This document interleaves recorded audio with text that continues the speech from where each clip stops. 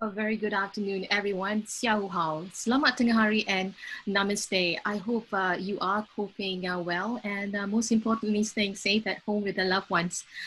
My name is Annie, and I am part of the team at Ability. So basically, Ability is a collaborative platform that facilitates educational and life skill training interventions for special needs students and slow learners. I'm so glad to have you here spending your time with us for this particular webinar, and definitely welcome to Restore Health for Autism Spectrum and Other Learning Difficulties webinar series. We are right now streaming live via Zoom and Ability's Facebook page, and we are so glad to have you with us today. So today's webinar is brought to you by World Health Alliance, Integrated Health Center, as well as Ability. So just as you know, our guest speaker for today is none other than Dr. Radhika Kamat, who is an American board licensed naturopathic physician, and she brings with her many years of experience in naturopathic physician. So Dr. Radhika also received her doctoral degree in naturopathic medicine from the reputed Western University in Washington, USA. All right, so for today's webinar, we will be touching on the various aspects of autism, including how gut health can help your child to move towards recovery and health. And before we kickstart the webinar, I do have a couple of points to highlight to everyone. Of course, firstly, we have put together a little poll segment, and I do hope everyone is able to participate, because this will allow us to get to know you a little better, okay? So what I'll do right now, I shall be launching the poll segment, and it will be kept open for the next 15 seconds, okay? So please do kindly proceed to cast your vote right now. Okay, so you'll be able to actually see the polling questions on your screen. So please proceed to cast your vote, and it will be open for the next 15 seconds. And secondly, this is very important. If you do have any questions during the presentation, well, do feel free to type your questions into the question box that is located within the control panel. And we'll do our best to answer as many questions as we can throughout the Q&A segment, okay? All right then, without further ado, I shall now hand over to our guest speaker, Dr. Radhika Kamat. Over to you, Dr. Radhika. Thank you, Annie. Thank you for the introduction. And thanks Ability team and the team at IHC for making this happen today. It's a pleasure to be here. I'm so excited to talk about autism spectrum because there is so much more information that we have now than what we had like 20 years ago. So the research is coming up, and the interconnections that we see is so much more than what we had before.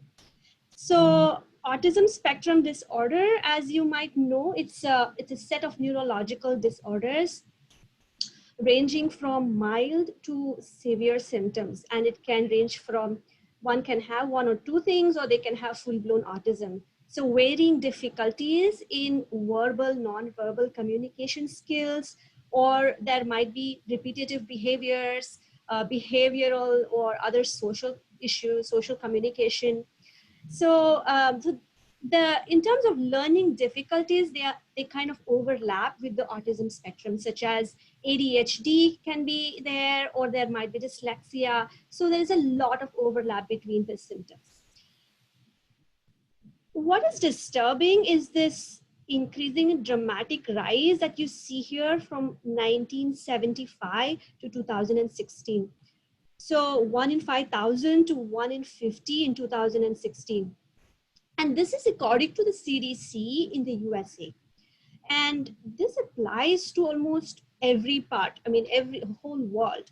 And what would be the rise? Why is this rising so high? Could be zillion reasons. It could be the toxicity. It could be the amount of the diets, the dramatic change in the diets, what we have now. what people ate in 1970s and now is so different. There is also dramatic increase in diagnosis rates because there's awareness among the medical community and also with the parents. So when they see the symptoms coming very early on, they tend to take it to the doctors to get it checked out. And this is important, and it's a good thing that they're getting it checked out. So the traditional approach has always been about diagnosis, and then they're recommended mainly behavioral therapies. So behavioral therapies are important because they help in certain situations pretty much. They, for example, speech therapies and stuff like that, they are really important, but they don't look at the whole picture.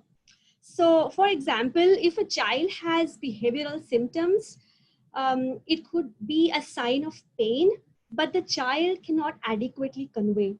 So my approach and goals have been to look at this, to find out what is going on underneath, what are the underlying causes, and so that whatever is blocking the child from coming out into its full potential might be something that we might miss out. So that is where my approach comes in. So what does recovery mean? And recovery is a huge loaded question when it comes to this. People tend to ask this all the time. Is it recovery from autism? Is it recovery from what? And is it even possible to reach there? And how long does it take? So recovery is actually the optimization of brain function for every child. So optimization can be, I would say, for the potential of the child.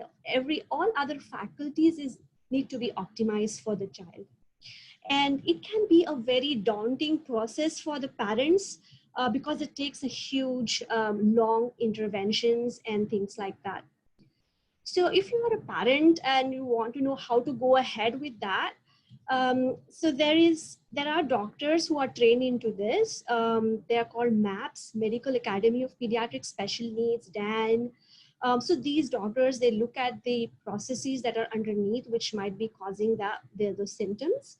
And so optimizing is to look at those and address that. Naturopathic doctors who are trained into this, or functional medicine practitioners, we call it. So all of them, they can help with these children if they're trained into these. So as I said, the interventions and the journey can be really long for a lot of parents. But as you can see in the slide, like how the tree tends to bloom and blossom when the child is nurtured or the tree is nurtured. So it's the same with children as well. When we nurture what they need and we look into that, the child, we see great transformation on their journeys. So it can be slow as well. It's not going to be like over, quickly within a few days. It takes a long time. But what is fulfilling is to see those transformation. Now, what am I talking about when it comes to these underlying clues? There has been a lot of evidences in terms of these underneath these reactions or what is going on. It's like a tree with the different branches. If you look at this slide, the roots are the gut health or the digestion, and there are many branches: brain chemistry, methylation, where the genetics come in there, the hormones, the nutrient status, the detox, the mitochondria, the immune. So everything is important. And probably next 10 or 20 years down the line, we'll probably have much more tabs in here. So making much more connections on what might be going on with these children. So today we don't have much time to go over every single thing, but this is, if I can talk for hours on each of these, but today we'll just go over the digestion and briefly talk about how you can start that, because that's the first place I will usually start. Now, I recall a case where the family was brought in and was told that the child has to be institutionalized.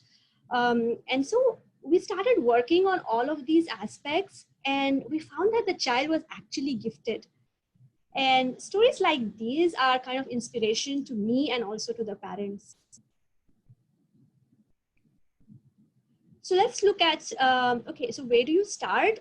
So you look at these aspects, and when these underlying issue is addressed, the symptoms that cause pain and discomfort usually improve. So let's look at the digestion. So you might have heard a lot about digestion. Gut health is so important. There is a lot more awareness about this, especially with ASD or autism spectrum disorders. This is tremendously important.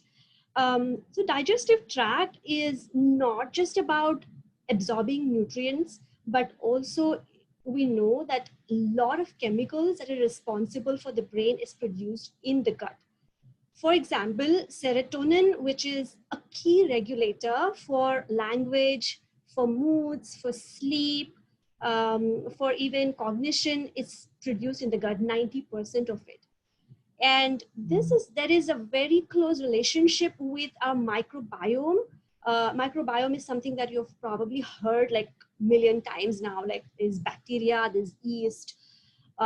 In fact, we are more of these bacteria than the cells.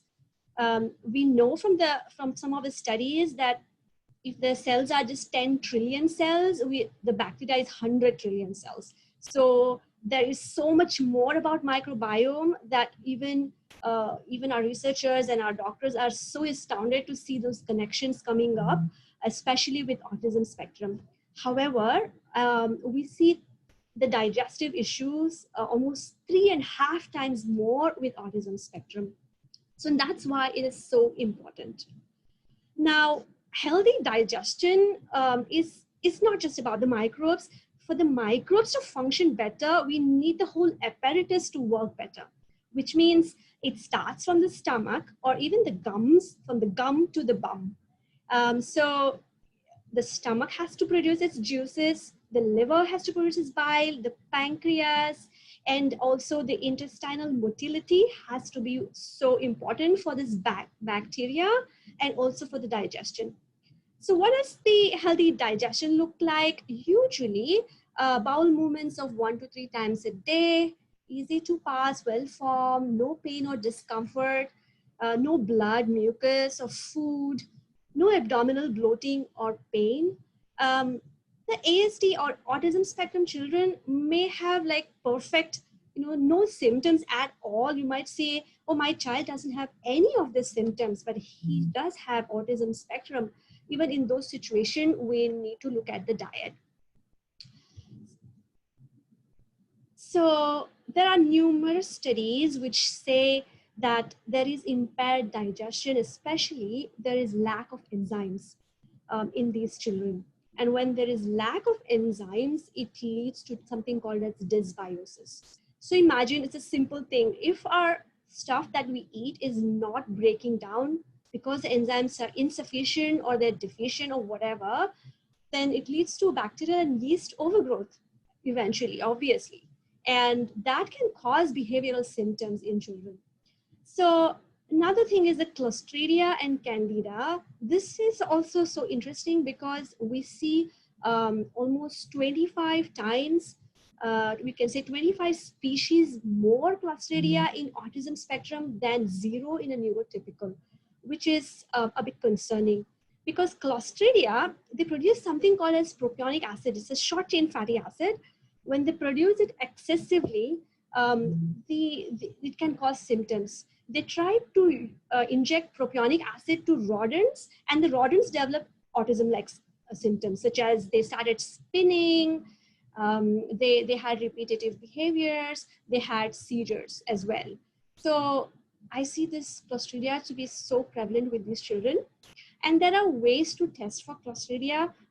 We do something called an organic acid test. And I'll try to explain this in a bit because there's much more to all of that. Then Candida is another one, yeast overgrowth, we call it. Candida is so, again, very prevalent with these children. I often see like seasonal variations as well. For example, I have some of my patients who are in other countries where the seasons are there, like cold and autumn. They tend to have more of these prevalences, and I often get phone calls from there that the child is having symptoms. So we do see these variations as well. When I'm talking about variations, we don't know about studies of candida causes seasonal variations, but this is just our observations. And there's a set of bacteria, which is Bacteroides and Firmicutes. These are very important, especially in anxiety, that they can cause anxiety or mood swings if it is low. So we want in good proportions. And so they are usually low with this set of population. And I have all of this taken this from the studies for those who are keen to know where I'm getting all of this information. It's all in here. So let's look into some of the other symptoms that the child can have. Abdominal pain is very common, and because they cannot adequately convey, they can have just irritability might be there. It could be from acid reflux as well, which causes irritability. As I said, there is enzyme deficiency in these children. So fat malabsorption is very common. You might notice that the fat, when they eat it, they might burp a lot, or they might have nausea or fat in the stools. And eventually it can cause low cholesterol. And low cholesterol is so common that it can cause heavy temper in certain children, especially with autism spectrum. So I often tend to check for cholesterol because it's very important. And fatigue, they can have just mood swings and just very fatigued in general. And if that happens, then we make sure that there is good fat intake, coconut oil, things like that, and also giving more enzymes, so that helps with the absorption as well. So as I said, the abdominal pain, they can present in different ways as they cannot convey. Children tend to press their bellies to sharp edges. Oftentimes that is a sign of the pain, or they can arch their backs as well. Abdominal bloating, as you can see from this picture, this is so common because, as I said, the enzymes are important in this. There's lack of that. Plus the motility is also impaired, so it tends to fecal loading and bacterial overgrowth can happen. I remember a case, a child who came in who had no big autism symptoms, but it was just low growth. I mean, the child was not growing on the scale, and also he had a bit of focus issues. When we looked at it, the child had a big belly, the umbilicus protruding out. And the parents thought it was just because he's eating a lot. The child was eating a lot. And we found out that the child had something called a small intestinal bacterial overgrowth, which is very common in children because the motility is impaired. And I'll talk about that, what is motility and how it can cause those bacterial overgrowth. And that is why, abdominal bloating is something to be not ignored. So abdominal distension, pain, constipation, diarrhea is also common, and then fecal loading. When it comes to abdominal distension, there is an important thing about this is that these children on the spectrum have low mitochondrial function or low tone, muscle tone. You might notice that they have low muscle tone in general. And our guts are actually muscular. The tube is muscular. And so if your skeletal muscle tone is low, even the muscle around the gut is low, the tone is low. And so they don't have proper motility. And that can cause the yeast to overload because the feces are not getting out of the body. And there can be, those behavioral symptoms can come in. And in those situations, we have to make sure that the mitochondria is working well. So as you can see, what I'm trying to say is there's so much of overlap of different systems in here that causes symptoms. Now, food sensitivities, this is a huge with autism spectrum because they can present in very random manner, such as, let me give you an example. I had an interesting case where the child came in for, they had autism, but he had severe sleep issues. The child did not sleep for so long. I mean, gosh, for who knows, it was like rather 1 year or something.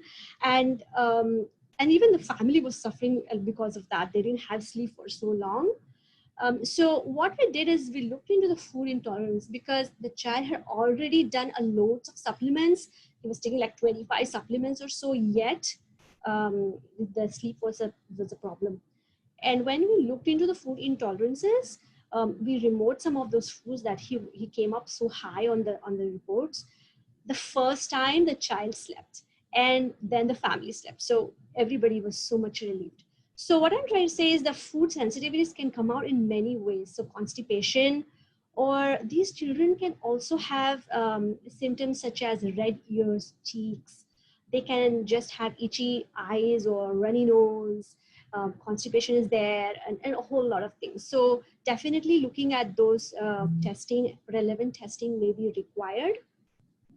So when it comes to food, food is foundational. Food is pretty much foundational, because if the food and diet is not straightened up first, none of the treatments is going to hold. So whole foods diet is so important here. Lots of greens. Folate is very essential for these children because they have a lot of genetic SNPs, we call. So folate in through green leafy vegetables, spinach, broccoli, sprouts, and then B12. B12 is very crucial for children with learning difficulties, ADHD, autism spectrum. Again, genetic SNPs are huge here. And I'm not getting into much details about what genetic SNPs and how to deal with that, because we don't have much time. So animal sources of B12 is pretty important in these situations. And making sure that you have soluble fibers, prebiotics, probiotics. I'll talk about that a little bit later. So diets play a very crucial role. And having a very clean diet is very crucial. Gluten and casein have shown to cause a lot of irritability in children. And this study looks at one subset of population of ASD, autism spectrum, where taking out the gluten and casein, the child had a lot of improvements. So if you are new on this journey, at least have a clean diet and a gluten and casein free to start with, and see if there is improvements in that. So this is a cute slide about our microbes, which are what I talked about before. So as I said, there is so much more about these microbes now that we didn't know before. And we are now finding out that these microbes are not just in our intestines or guts, but they're also in various areas that we didn't know before, even in sterile areas in cord blood, placenta, uterus, or amniotic fluid, and all sorts of things, which is so fascinating, at least to me. And interesting thing is that the genes of these bacteria, the genes, our physiological functions depend on the genes of these bacteria. So you see, we should be thankful to our bugs, because they drive the human species, not us. They drive the human species. And it's only when these are imbalanced, the yeast is overgrowing, or some of these bacteria overgrow, then there are more problems.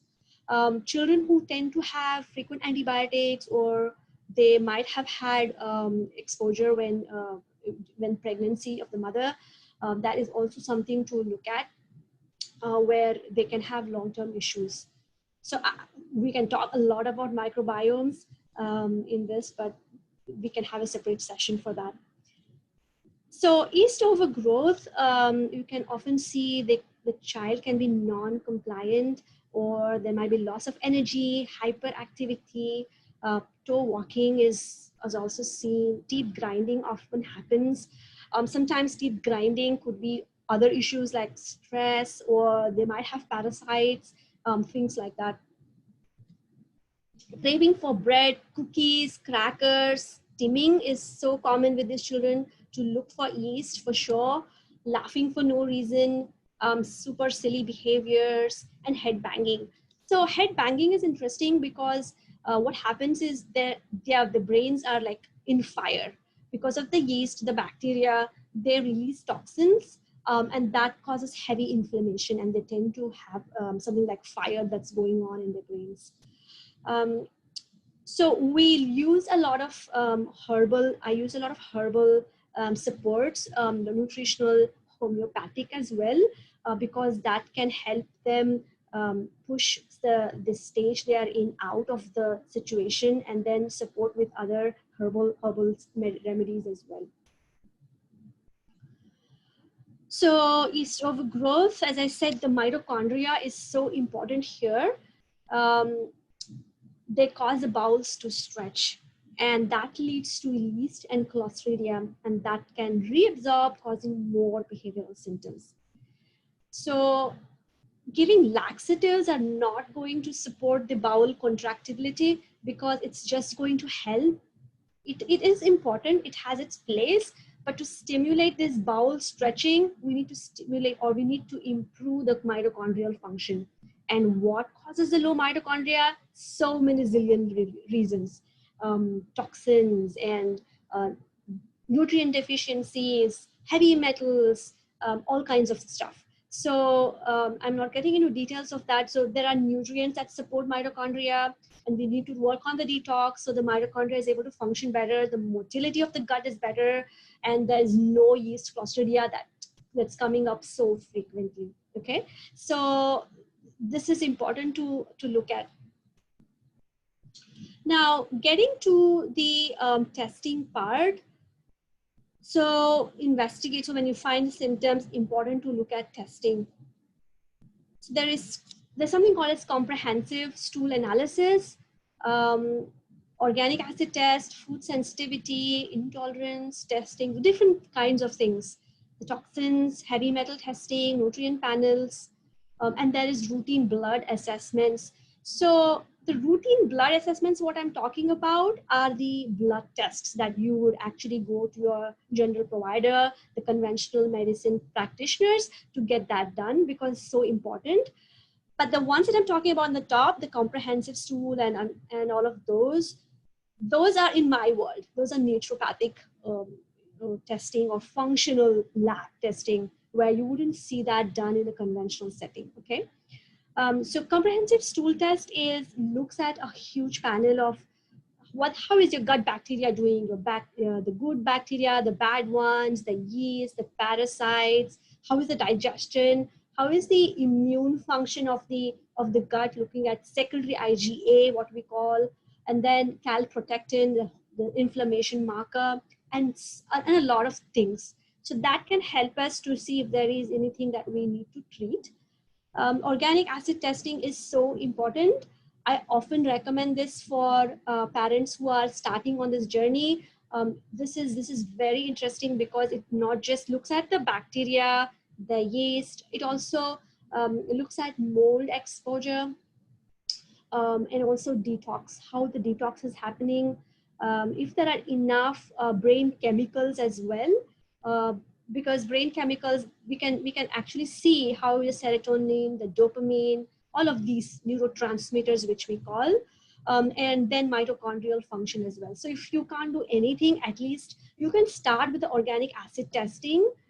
Heavy metals are also very crucial to look at, because these children tend to hold on to toxins so frequently, and that's why, as I said, the mitochondria can get affected, the bacterial population can get affected. So it's all interconnected, right? So toxins and heavy metal screening. Now, food sensitivity intolerance assessment. So there is something called as food sensitivity, and then there is something called as intolerance. Again, there is a whole lot of information you can get from all of these things. And the routine blood samples like cholesterol, creatinine, thyroid is so important to look at. I haven't added it here, but definitely thyroid, blood sugar, liver profile, all of these things. And once you have all of that, it makes it so much easier. I remember a child actually who came in with autism symptoms. He had also speech delays, but it was the main symptom that he was having was an obsessive compulsion about drawing wheels. All he did was to draw wheels, and he asked the mother to draw wheels, and the mother was so exhausted. She was like, I want to talk to the doctor, but no, the child interpreted literally every few minutes. And it was going on all day, just drawing wheels and wheels and wheels. We did the gut panel. We found a lot of bacteria. We started treating him on that. The next 4 weeks when he came in, the obsession of about drawing wheels changed to something about lining the toys. So he was now lining just the toys all day in and out, just lining the toys. And it took us like few weeks to figure out what is really going on. It is basically inflammation that was driving him into the obsession of doing some of these things.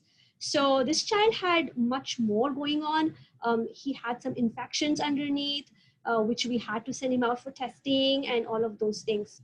And once that was stabilized, the child was much better. And the next time when he came in, he looked much calmer, and he just kept staring at me, which was a relief.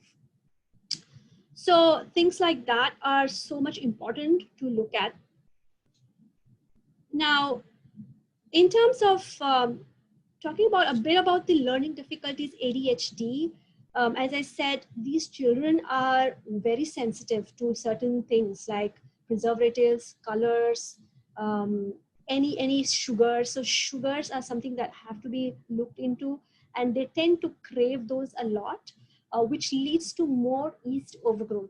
And then the yeast want to survive, so they crave more sugar, and that drives the child to eat more sugar as well. So you have to break the cycle, make sure that the child is having a cleaner diet, no sugars pretty much, as much possible reduce sugars, improve protein intake so there is no blood sugar dropping that affects the focus issues and all of that. Yeah, so that's about the ADHD. That's pretty important to make sure the diet is clean. So relevant testing, sometimes, I don't know where you are located. If you're located in certain countries, the functional testing or naturopathic testing may not be available. So, well, you can contact us, because we do know a lot of doctors who are doing this. And eventually we are hoping to have more centers where we can use these testing in other countries, so people can go in there, get these done, the tests done. Now, as I said, so all of these are so important to look at. It's not just about the gut. There is all of these patterns that have to be looked at. Now, I don't want to end the seminar without emphasizing the foundations of the treatments again, which means the diet, which I talked already about it. And then the next important is sleep. Sleep is very crucial, because that is a time when the child is able to, or any of us, we detox a lot in sleep, and growth as well. So sleep is very crucial. Try to get good sleep. If not, then make sure that he can so there's herbs, supplements, things like that, or if there is anything that is bothering the sleep, needs to be looked at. Herbs such as passion flower, valerian, or even melatonin 5, HTP, things like that have to be looked into. And then third is stress. Stress is so, these children are so into the stress sympathetic overdrive that it can drive the whole family crazy. And so there are different ways to calm down the stress. Sometimes deep hugging can help, or weighted blankets. Weighted blankets can push them to the parasympathetic mode so that they can calm it down. Sometimes, oh yes, and there are herbs as well, which is what I wanted to say. There are herbs that calm things down, like ashwagandha, rhodiola, avena. So there are many kinds, and adrenal herbs, what we call it. Adrenal herbs are calms the cortisol response. So oftentimes I do that with the children if there is a lot of the stress going on, and also find out where the stress is coming from. So sometimes it could be the parents as well. They are stressed out. They have other expectations. And these children are they take on the parents' stress. They can feed on their own stressors. So I often advise parents that they need to take a respite so they can recharge. And that is also very important as part of the treatment plan. So yeah, so if you can see, there is all of this, if we can manage to look at, as a multi-system disorder rather than brain disorder, I think there is a lot more people that we can help. We don't see any sign of this rates of autism now being 1 in 50 coming down anytime soon. So if we can even save a generation of kids, if the physicians watching this, I think if we can work into looking at this on these lines, I think that is nothing less rewarding. Yes, if you have, that's all I have to say today, because we don't have much time. And if there's more questions, I'll be happy to take over. And thank you. Thanks, Annie. On to you. Well, thank you so much, Dr. Radhika, for that session. Very informative indeed. Yeah, I mean, like a really, really very interesting topic that we have here today for everyone. Okay, so for now, we will now proceed to take some time to answer all the questions. Please be sure to type your questions into the question box that is located in the control panel. Okay, so please do so right now. So without further ado, let's just start off with our very first question. Okay, so we do have the first one coming from Mr. Yo. He is from Singapore. His question is, what would you do to assess when you are presented with a child with ASD? Yes, so when present with ASD, as I said, we look at different components to it. What is causing on the ASD? Is it how severe is he on the range? Whether it's mild, severe, where is he at? That's the first step.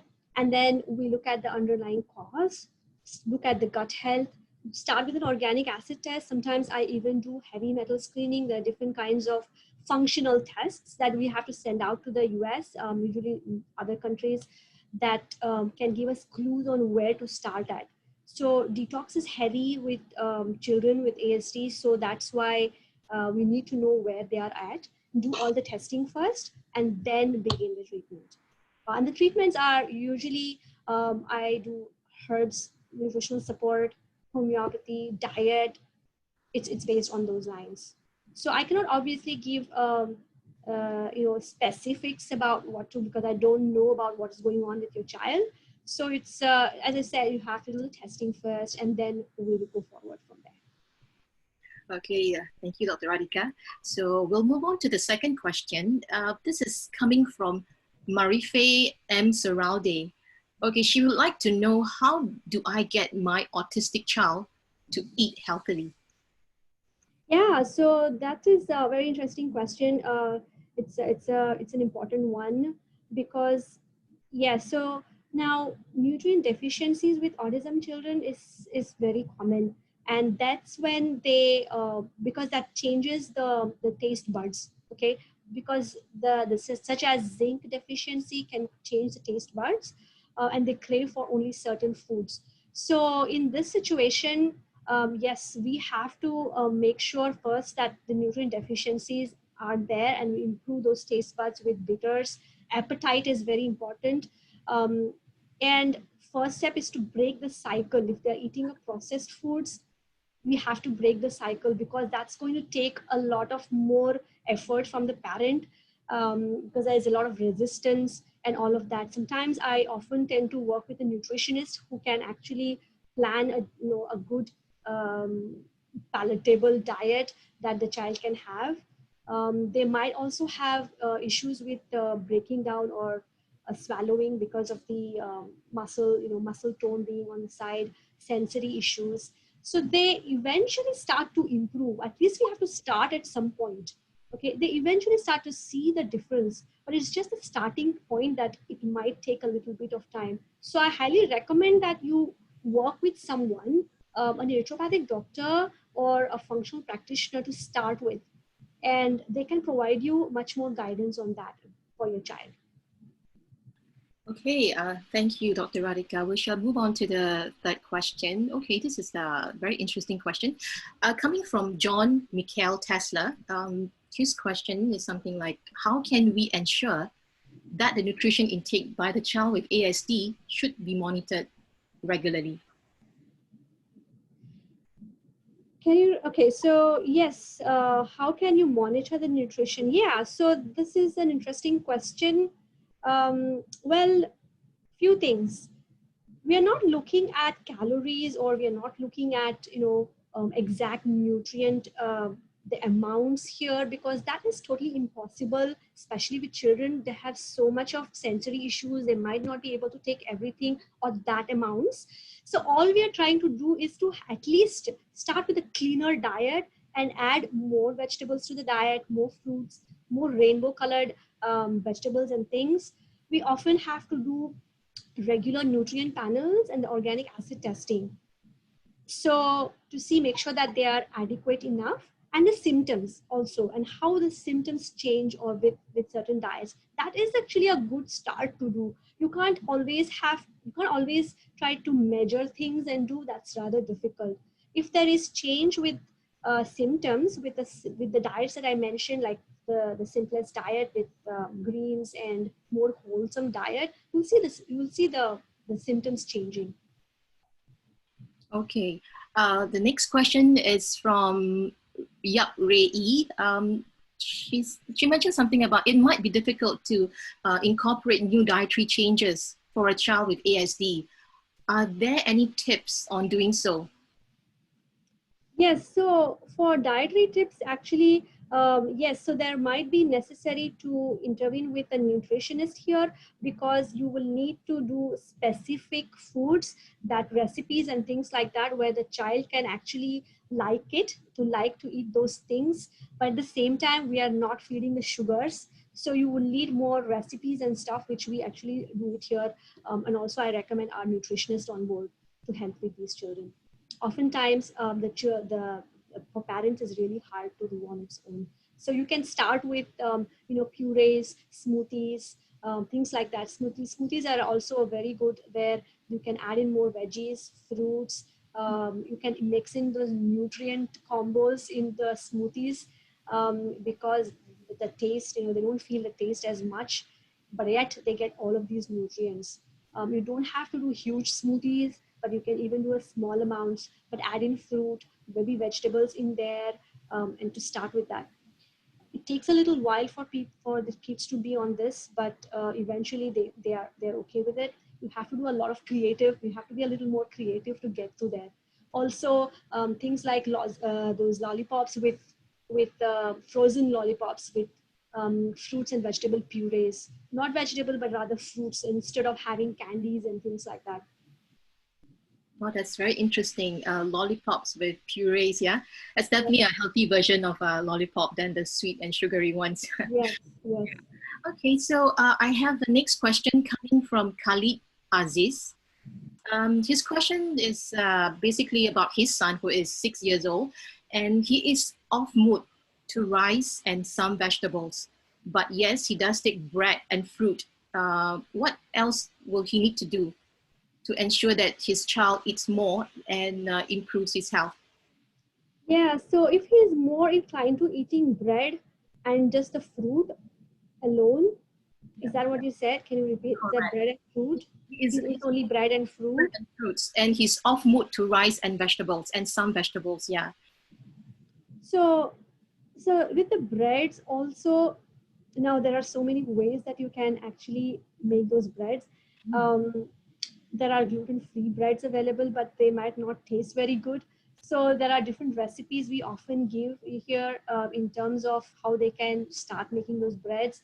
And in terms of if he's only eating that, basically, yes, his microbiome is actually wanting those things. And that's why probably first look at what dietary deficiencies are going on. We look into that, and also the bacteria or yeast treat those things. The taste buds start to change. I've seen this so often. The taste buds start to change and they start to eat better. Instead of us forcing them to eat, you have to eat this and this is not good. It's really you can do it, but it's rather so much harder to get there. So the first thing is, if you can clear up the gut a bit better, and then give him some zinc maybe. Okay, I cannot give obviously those treatment things, but I can generally say maybe zinc, iron, stuff like that. Then the taste buds change. They want more food. They start to see that the parents are eating more food. They want to try it out. I see. Well, thank you, Dr. Radhika. And yes, moving on to the next question. Okay, so this is coming from Ying. So is diet planning really required for the child to do blood testing first before a better diet plan? Well, diet can be, you can always start the diet first. If nothing else, the diet is the first thing. At least start with a gluten and casein free diets. That's like the first step. If you can't do anything, a nutrient dense diet as much you can. I mean, you don't have to force a child to eat, but if then you can do the testing later on, and then you can add on to it as required. So diet is the first step, definitely. Yeah, okay, got it. Yeah. Okay, so we move on to the next question. It's coming from Suvi Pitkola. Her question is very interesting. Why is yeast overgrowth and heavy metal toxicity so common in ASD? And why are they so vulnerable to this? Yeah, so that's an interesting question because we have so much more info about that now. Because the ASD children have certain genetic SNPs where the toxins tend to build up. They cannot detox it. The glutathione, there is something called glutathione pathway where the elimination of the mercury or other toxins is pretty much hampered. And I'm talking very simplistically because there's such more intricate links which I'm not going into that details. So that is one. Glutathione is impaired. Also, the oxidative stress is very high. Oxidative stress is an imbalance in the antioxidants versus the free radicals. There's huge free radical damage that constantly happens. And why it happens at age is, I think it has to do with the genetic SNPs basically. And so our goal is also to improve the genetic SNPs with the diet, with the sleep, with all of these interventions. The genetic SNPs have already expressed, then we can't do much. But all we can do is try to make sure that it is optimized at the max. The yeast, now coming back to the yeast overgrowth, why is it so high? It has to do with the enzyme deficiencies, the first part. And also we are seeing that the bacterial load, for some reason, it is low. We don't know why it is so high. To me, it looks more about the stomach acids are actually not enough. The stomach acid has to be enough to make sure that motility of the gut is good. When the motility is low, and when I'm talking about motility, it's not peristaltic. It's the intricate electrical activity that makes the bacteria to move forward in case it is stuck. The food moves out or the bacteria. It's only the motility is low, the stomach acids are not that sufficient enough, the bile, the glutathione, all of these things. So, and there is so much information coming now. We only know to some extent. We do not know the whole picture yet. Okay, Ken. We'll jump on to the next question. It's coming from Bhuvana Shrida. The question is about sugar. Okay, basically, she would like to know, is there any kind of sugar that would be healthy for children? Her son enjoys eating sweets, especially before his homework or lessons. Yeah, are there anything available out there? So sugar is interesting because, as I said, these children, they love sugar. They want sugar because the yeast bacteria, they also want sugar, and that drives them crazy. Okay. So what can you do about it is basically eat more proteins, make sure that the proteins are good. For example, if you are a vegetarian, then good protein source of vegetarian with every meal, or sometimes don't give too much of gap between the meals. Make sure the protein is there so the blood sugar doesn't drop so often.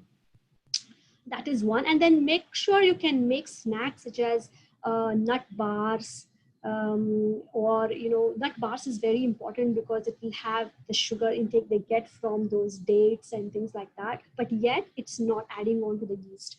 If it's heavy growth of yeast and things like that, you'd have to get rid of those things before the sugar cravings stop. Okay, got it. Yeah.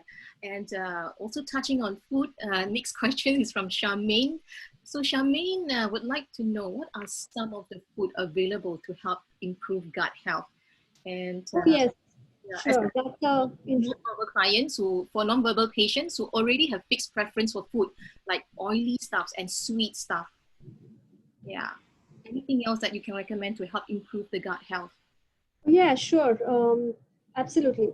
So Important things about that is variety of foods, because they feed on your bacteria, such as foods that have colors, beets, berries, pomegranate, dragon fruit. These are all prebiotics. Prebiotics are the food for our bacteria. Okay. They have soluble fiber in them, and also soluble fiber such as chia seeds, flax seeds, anything, inulin, things like that. They all feed the good bacteria. So make sure that you have plenty of it in the diet. That's one way. And also fats. Fats are very important. Not the oxidized oils. When I talk about fat, I'm not talking about that. Fats such as avocados, coconut oil, almond oil, avocados. These things are quite important. Um, yeah, basically those. And all these green vegetables, different colored ones, they're actually feeding the gut bugs. Ah, interesting. Yes, the more colors you have, the more the bugs are very happy. Ah, okay. And the more you restrict the diet, those bacteria are also restricted. The certain population only grow based on the diets. Okay, wonderful. Thank you so much, Dr. Radhika. So moving on to the next question. Okay, this is coming from Banaji. It's regarding teeth grinding. Banaji would like you to please elaborate further regarding, this teeth grinding symptoms. Yeah, so teeth grinding is interesting because there are many reasons for teeth grinding. One can be as a result of jaw alignment. Sometimes that you need to work with a dentist to see if there is something with the jaw itself, that the clenching. Stress can also cause a lot of grinding. Unknowingly when you're in sleep, you are stressed out, your body is stressed out, you can have that clenching thing. Or parasites or bacteria can have that clenching. Now, we don't have studies that say that grinding is related to parasites, but from our clinical experience, we have often seen that grinding could be a sign of these gut issues. When we treat the gut, when we treat those parasites, often the grinding calms down. The child is not so irritable, and he gets able to sleep better.